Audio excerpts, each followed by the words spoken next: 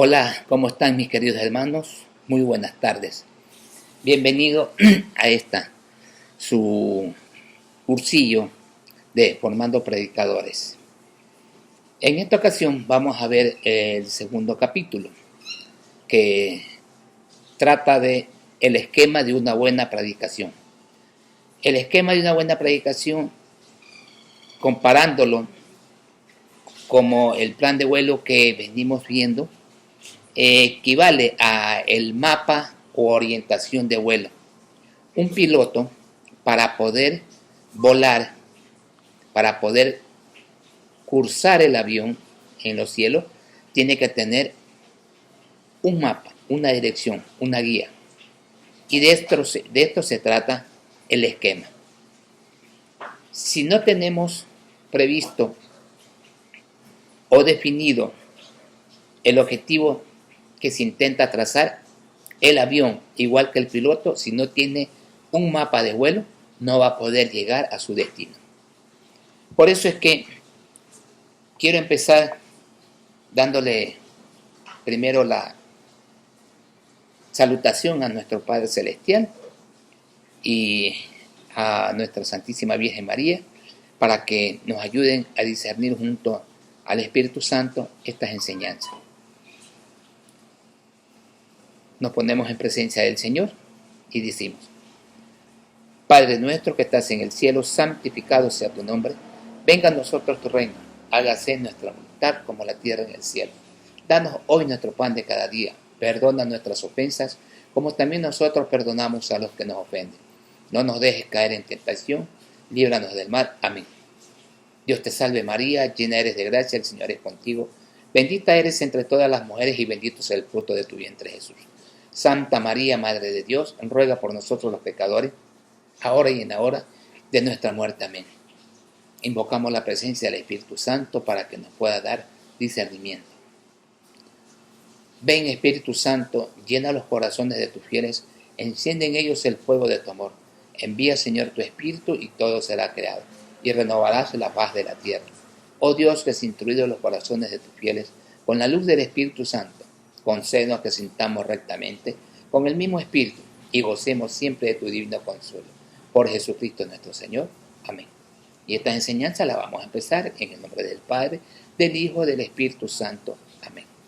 Como les decía a mis queridos hermanos, en el capítulo anterior vimos los 3 puntos importantes de una buena predicación y que contaba de la pista, timón y fuselaje. La pista para que pueda despegar el avión, el timón para que el capitán pueda dirigir la nave y el fuselaje, que es el argumento de la predicación. Entonces, bajo esos 3 parámetros, ahora vamos a ver los esquemas. Una buena predicación tiene que tener un esquema bien fortalecido, porque si no tenemos un esquema bien fortalecido, como ya dijimos, es como que si un avión no tuviera un mapa de vuelo, ¿sí? Alzaría su despegue, despegaría, pero ya en el aire no sabría a dónde ir. Entonces empezamos diciendo: una vez ya definido el objetivo que intentamos alcanzar, así como establecido el eje, la columna vertebral de la predicación, presentamos ahora los diferentes tipos de esquemas para que la predicación siga un orden lógico. ¿Qué significa un orden lógico? Que todo lo que nosotros vayamos a decir en nuestra predicación tenga un sentido común y no empecemos por un tema y después nos saltemos a otro. ¿Se acuerdan de la primera clase? El agricultor que se dirigía a encerrar los pollos, después empezó la lluvia, se dio cuenta que la ventana de la casa estaba abierta y se regresó a cerrar la ventana, y así sucesivamente. Nunca terminó de hacer ni lo uno ni lo otro. Ese esquema lógico tiene que persistir en una buena predicación. Se necesita tener un orden en la mente para transmitir pedagógicamente las ideas. Y esto significa que la predicación tiene que tener un cuerpo de enseñanza, ¿sí? Vamos a considerar tanto la necesidad de un orden mental como diferentes tipos de esquemas para una predicación. ¿Por qué decimos diferentes tipos de esquemas? porque hay esquemas lógicos, catequéticos, cronológicos y así sucesivamente, que ya lo vamos a ver, que en total son 9 tipos de esquemas que nosotros tenemos que aprender para poder diferenciar cuando estemos armando un, llamemos discurso, llamemos una predicación o una charla para evangelizar, ¿sí? La necesidad del esquema que facilite el orden lógico, así como el piloto necesita delinear el avión que va a seguir la velocidad, la altura de la nave, el predicador necesita también establecer el itinerario para mantener un orden lógico que le facilite la comprensión a los participantes. El esquema de este mapa que nos ayuda a seguir el itinerario para no desviarnos y poder alcanzar el objetivo que nos habíamos propuesto. Una predicación sin esquema sería como carecer de un itinerario para lograr un objetivo, que nos basta el que sea necesario, como que sin que un esquema, el predicador empezaría a brincar de argumento en argumento. Jesús tenía ordenada su mente, por eso transmitía con claridad sus pensamientos, siguiendo un esquema.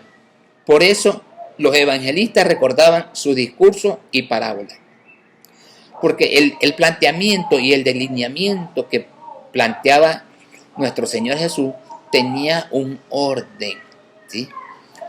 Uno de los ejemplos que podemos citar, Mateo, ¿sí? en el evangelista Mateo, capítulo 1, versículos del 1 al 16, él nos plantea un orden cronológico de cómo era la genealogía de Jesús.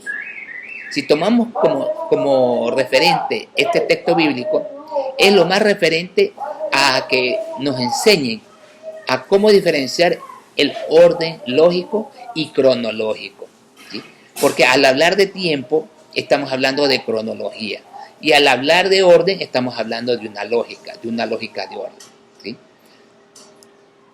Dicho esto, pues entonces vamos a ver 9 tipos de esquemas en el que nos va a presentar tanto temas bíblicos como temas catequéticos, que pueden ayudar a un orden de ideas a la mente del predicador, para que cuando se presente se lo pueda hablar con lógica y pedagogía, y que su pensamiento sea de mejor comprensión para los participantes.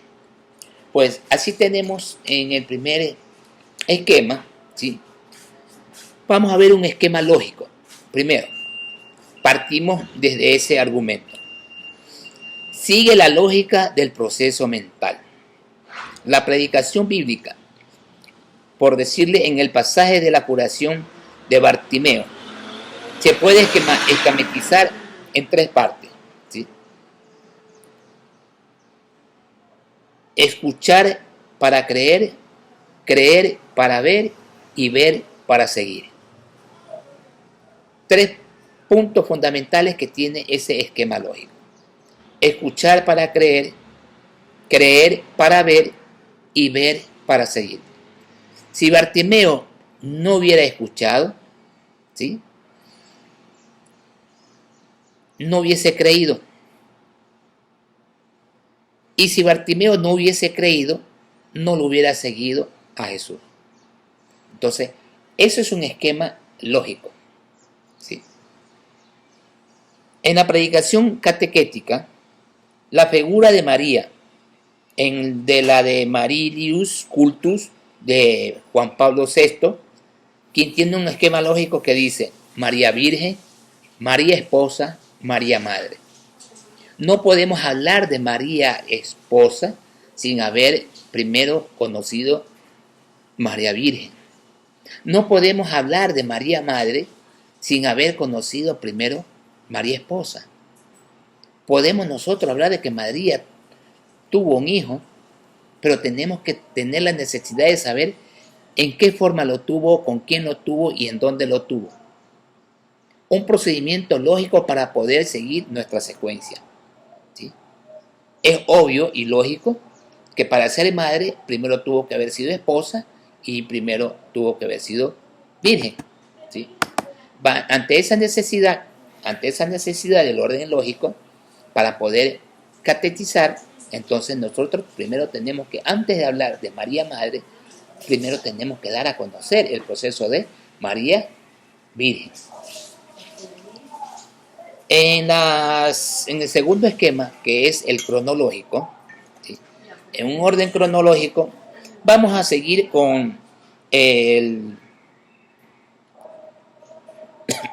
texto bíblico de Bartimeo.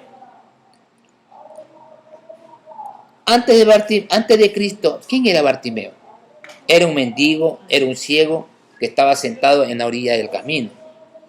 Encontró con Cristo, proclama su fe en Jesús, el Mesías, y confiesa a Jesús como su maestro. Es sanado de su ceguera y experimenta la salvación con su curación integral. Después de este encuentro, ¿qué es lo que hace Bartimeo? Lo sigue a Jesús. ¿Sí? Y entonces de nuevo se vuelve a encontrar la fase del orden lógico. ¿Sí? En su predicación catequética podemos hablar de la proyección de la ley de Moisés. Al inicio, la respuesta desproporcional de Lamed, que mata por haber sido herido, según la ley de Moisés, había un argumento, ¿sí? Y ese argumento en la antigüedad era que estaban prestos para hacer efectivo la ley del talión, el que se decía que era el ojo por ojo y el diente por diente. Pero de ahí ya viene la ley del Sinaí, y después viene el nuevo mandamiento de Jesús, que nos amáramos unos a otros como Dios nos amó.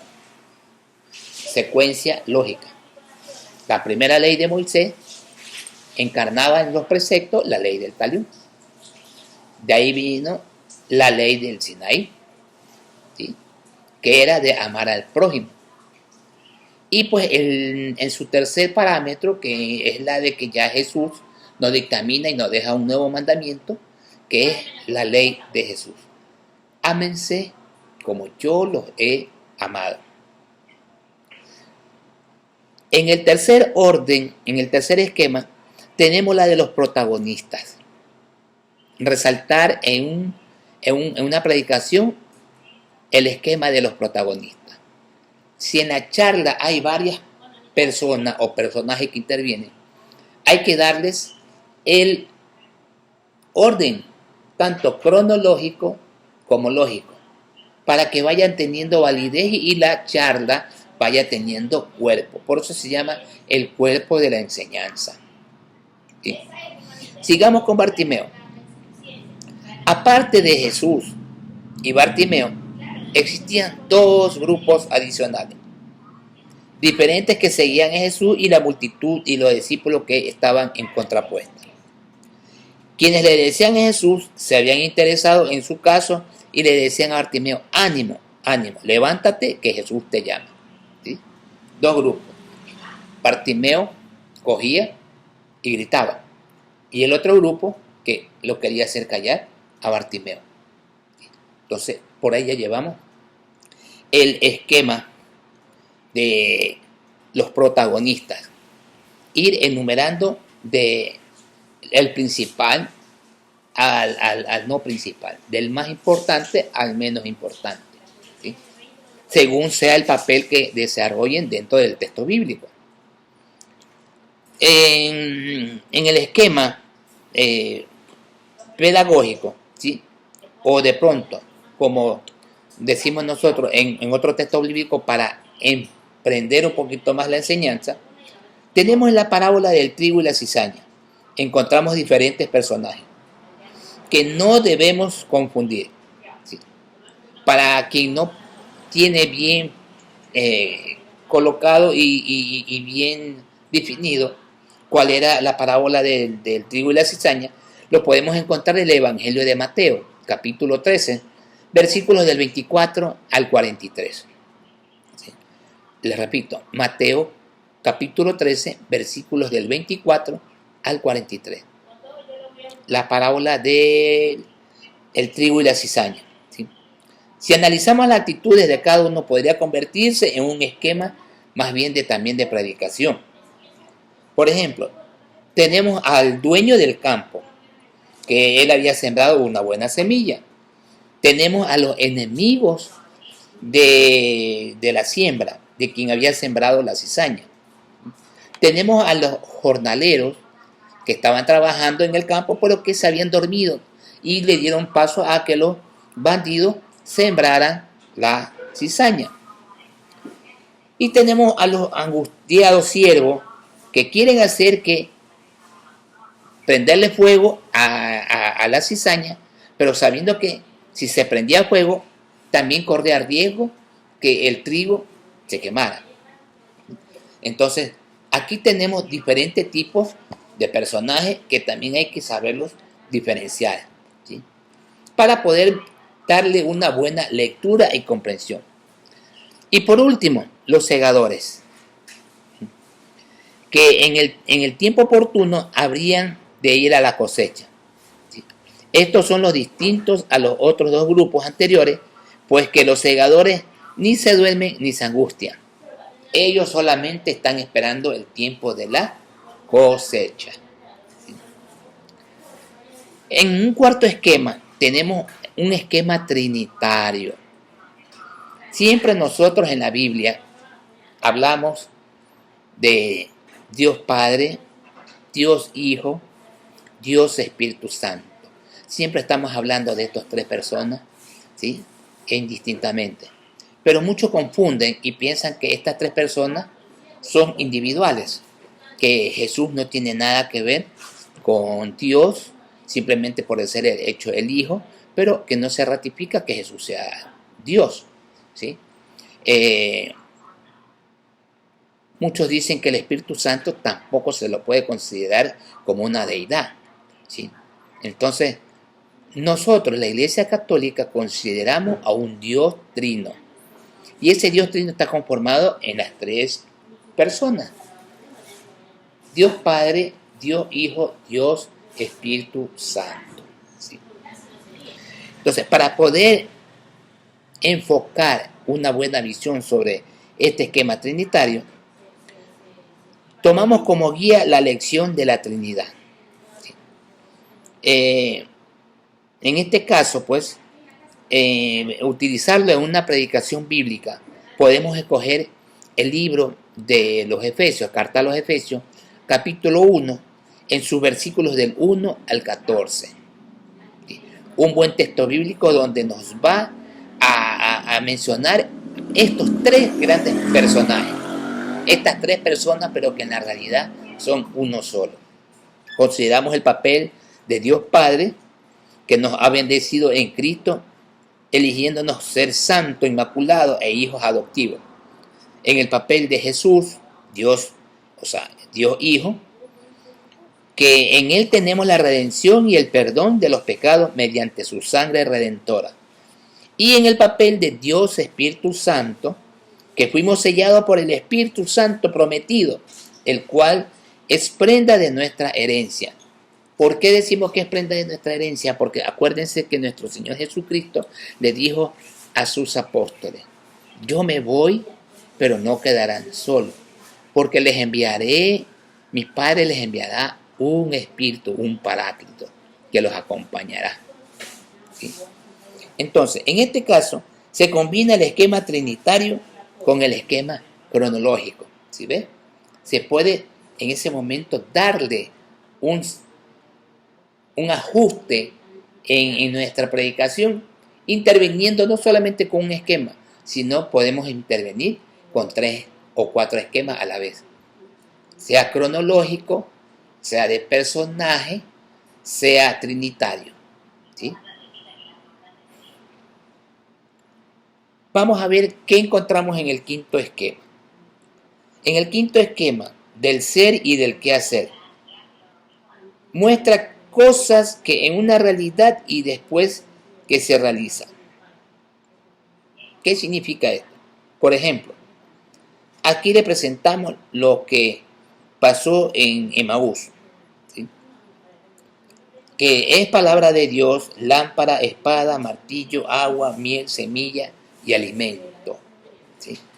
Representado en un texto bíblico a lo largo de la vida de Jesús, del carisma de Jesús. ¿Qué hace la palabra de Dios? La palabra de Dios crea, separa, salva, produce fe, da espíritu, construye, salva y produce vida eterna, ¿sí? El esquema carismático. Se siguen los 6 puntos del anuncio y del anuncio. La predicación bíblica, por ejemplo, en el caso de Bartimeo, el amor de Jesús toma iniciativa cuando va a Jericó y pasa por el camino de Bartimeo. Pecado, su ceguera significa que no conocía el plan de Dios. Jesús Salvador, solo Jesús lo puede salvar en su situación. La fe. Confiesa públicamente con sus labios a Jesús como hijo de David, el Mesías prometido. ¿Se acuerdan que Bartimeo decía, Jesús, hijo de David, ten compasión de mí? ¿Sí? La salvación. Jesús responde, vete, tu fe te ha salvado. Ya estás salvo, tienes a dónde ir. ¿Sí?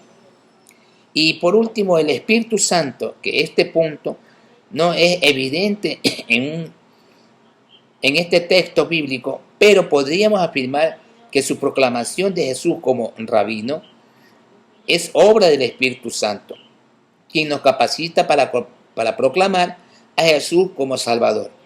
Lo encontramos también en 1 Corintios, capítulo 12, versículo 13. La comunidad, una vez ya curado, va por el camino con Jesús y los discípulos, que ya es miembro de una comunidad propia. O sea, una vez curado Bartimeo no lo dejó a Jesús. Con él alcanzó la fe que sana y la fe que salva. Porque una vez que fue sanado, el Señor le dijo, vete, tu fe te ha sanado. Él quiso encontrar la salvación. Y la salvación era seguir proclamándolo a Jesús. El Señor nos dijo, si quieres seguirme, ven, pero eso sí, carga tu cruz y sígueme. Y es lo que hizo Bartimeo. Cogió su cruz y lo siguió. Y la predicación catequética, la palabra de Dios, los 7 aspectos de la palabra del curso de Maú están ordenados de acuerdo a los puntos del carisma, que crea, separa, salva, produce fe, da Espíritu Santo, forma la comunidad y produce una vida eterna. Por último, tenemos el séptimo, el esquema nuclear. Se enfoca en un punto que se hace girar todo alrededor del mismo tema. Cuidado, nos confundimos. ¿Qué es eso de que se enfoca en un punto y se hace girar a su alrededor todo el tema? Que si nosotros estamos hablando del sol, tenemos que hablar todo lo referente al sol.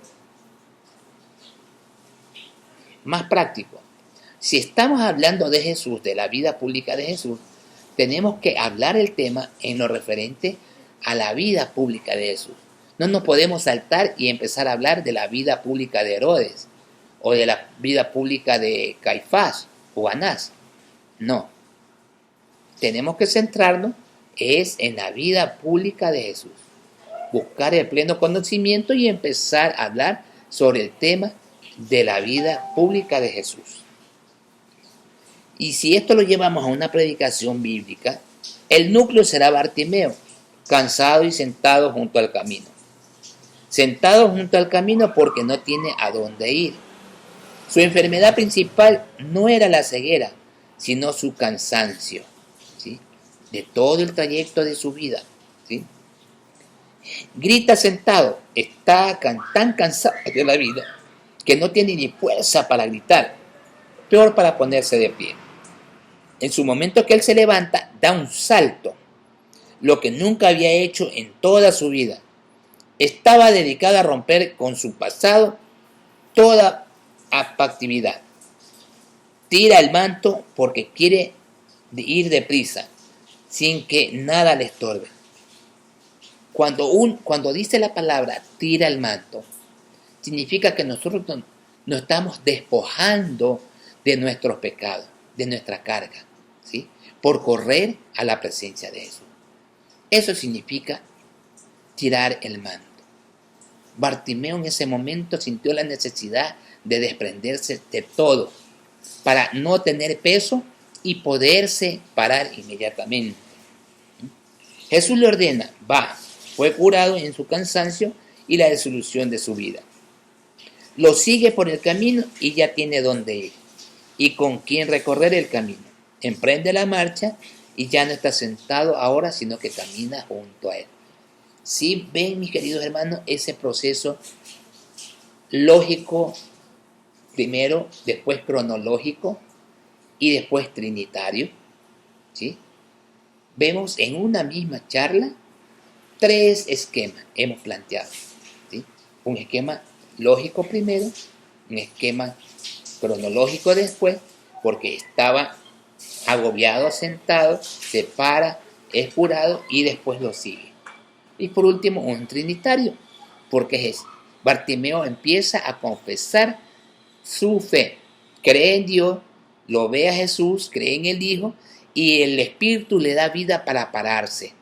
Al momento en que él se arrepiente, se despoja de su manto, se despoja de su pecado y le da vida de nuevo, ¿sí? Tenemos otro ejemplo en el cual también podemos ver en el pasaje del Hijo Pródigo. Lo podemos esquematizar alrededor de un becerro cebado. Cuando se fue el hijo, el becerro estaba flaco. Pero en ese mismo día el padre comenzó a engordarlo porque sabía que su hijo habría de regresar. Cumplía años y fiesta, pero no fue sacrificado. Engordaba tanto que ni se podía mover, casi explota. Cuando regresa el hijo, el becerro sabe que le llegó el final. El hijo mayor se opuso y se pone como celoso porque ese becerro no fue para él, ¿sí? Comprendamos el siguiente orden. Dentro de la parábola del hijo pródigo, al irse, el texto nos enfrascamos en el becerro, ¿sí? Porque el becerro era el sacrificio que el papá iba a dar a Dios, a entregar a Dios la ofrenda, porque recuperó a su hijo, ¿sí? Y por ser agradecido, entonces él ofrenda. Como sabía que su hijo algún día tenía que regresar, por eso este becerrito, él lo puso a engordar, consciente de que él tenía que regresar, ¿sí? A eso se basa el texto bíblico. Y dentro de la predicación catequética que nosotros estamos buscando, el amor todo lo excusa. Pablo enumera 14 diferentes características del amor, ¿sí? La caridad es paciente, es servicial. La caridad no es individual, no es atanciosa, no se engríe, es decorosa, no busca su interés, no se irrita, no toma en cuenta el mal, no se alegra de la injusticia, se alegra con la verdad, todo lo excusa, todo lo cree, todo lo espera, todo lo soporta. Primera de Corintios capítulo 13, versículo del 4 al 7. ¿Sí? Encontramos las 14 diferencias características del amor. Nos centramos en el amor que todo lo excusa y en torno a ello tratamos cada uno de los otros puntos. Por ejemplo, si excusamos, somos pacientes. De otra manera, condenamos al agresor. Si excusamos, no nos aprovechamos del otro, sino que lo comprendemos. Si escuchamos, no vivimos irritados, ni tampoco nos enojamos. Si escuchamos, no nos alegramos de la injusticia, sino de la verdad. Si excusamos, creemos en las personas y soportamos cualquier cosa. El mismo esquema podríamos usar con los frutos del Espíritu, los frutos de la carne, la bienaventuranza o el examen del juicio final. De esa forma damos una visión panorámica en el tema del alrededor de estos puntos seleccionados. Por ejemplo, si la expresión que Pablo le preguntó a Jesús: Señor, ¿cuántas veces debo de perdonar a mi hermano? ¿7 veces? Pero el Señor le dijo: no, Pablo, no son 7 veces 7, sino 70 veces 7. El significado de esa numeración significaba siempre, que tenemos que perdonar siempre. Por eso en este texto dice, si excusamos, o sea, si perdonamos, nos vamos a alegrar no por las injusticias que nos cometen, sino por cualquier cosa que nosotros cometamos. En el octavo esquema de preguntas se desarrolla con la secuencia de la siguiente pregunta: ¿qué? ¿Quién? ¿Cómo? ¿Cuándo? ¿Dónde? ¿Por qué? ¿Para qué? Bartimeo. Seguimos con este ejemplo porque es un lindo texto bíblico que tiene una riqueza que ustedes no tienen idea. ¿Sí? Y empezamos diciendo, ¿quién era Bartimeo? Era un ciego, mendigo y cansado. ¿Qué hace Bartimeo? Nada, solo sentado y pasivo. ¿Sí? ¿Cómo sabe Jesús que pasará por su camino? Pregunta y escucha.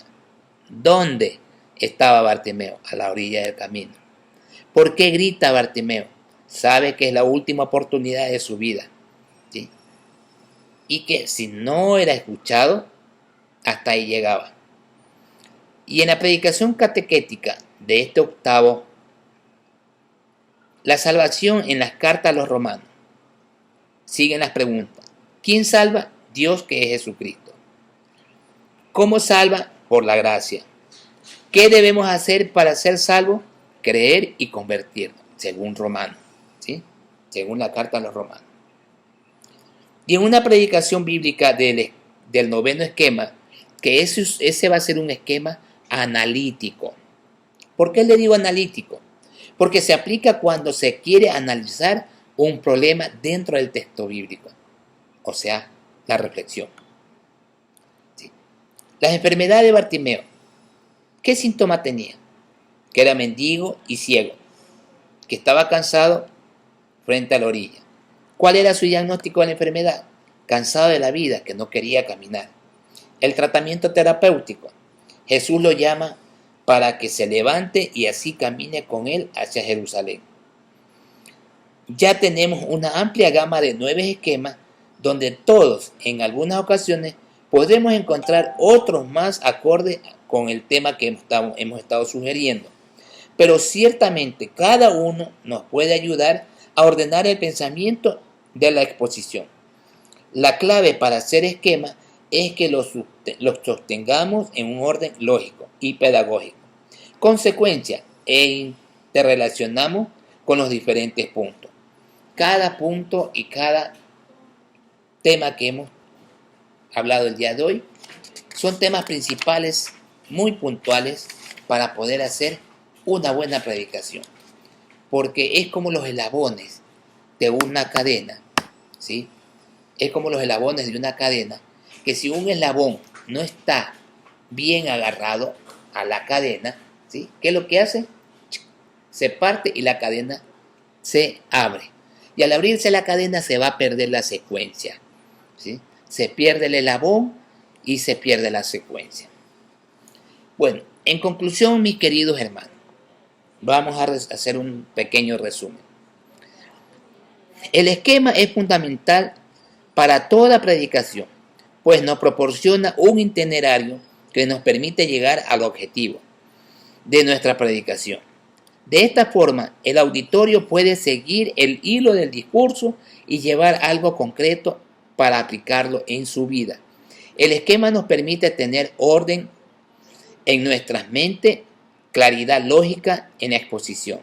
Así como todo piloto primero elabora el mapa de la ruta que va a seguir para llegar a su destino, también el predicador escoge y carga su esquema en un orden itinerario que le va a facilitar expresar con lógica y pedagogía su predicación. Tema sin esquema es un problema. Y avión sin curso no va a ningún lado. Entonces, mis queridos hermanos, espero que esta segunda clase que hemos visto acerca del esquema y estos 9 puntos que nos ayudan a concretar y visualizar cómo formar una buena predicación en tanto a su orden cronológico, porque también nos enseña a delinear el tiempo que necesitamos para una buena predicación. No sirve de nada invertir media hora, media hora, una hora, hora y media, ¿sí?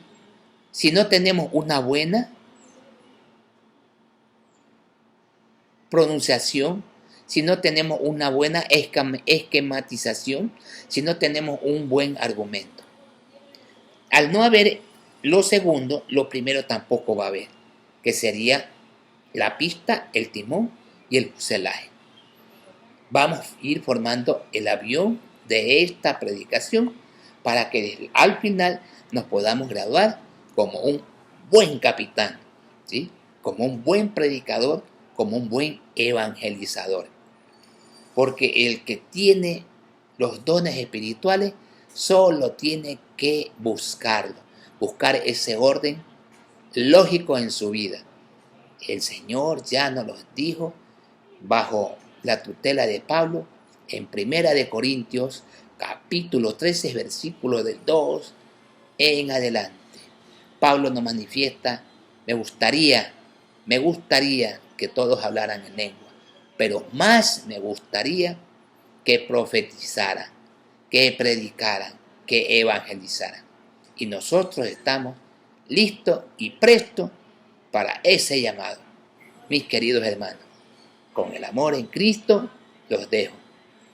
Será hasta el próximo día miércoles que volvamos de nuevo al tercer capítulo de Formando Predicadores, en el cual vamos a ver el tipo de combustible de cada avión. Así también, comparado con nuestra predicación, el tipo de combustible que necesitamos para cada predicación. Con amor y María. Los dejo, mis queridos hermanos. Cuídense. Un abrazo y hasta la próxima semana. Chao.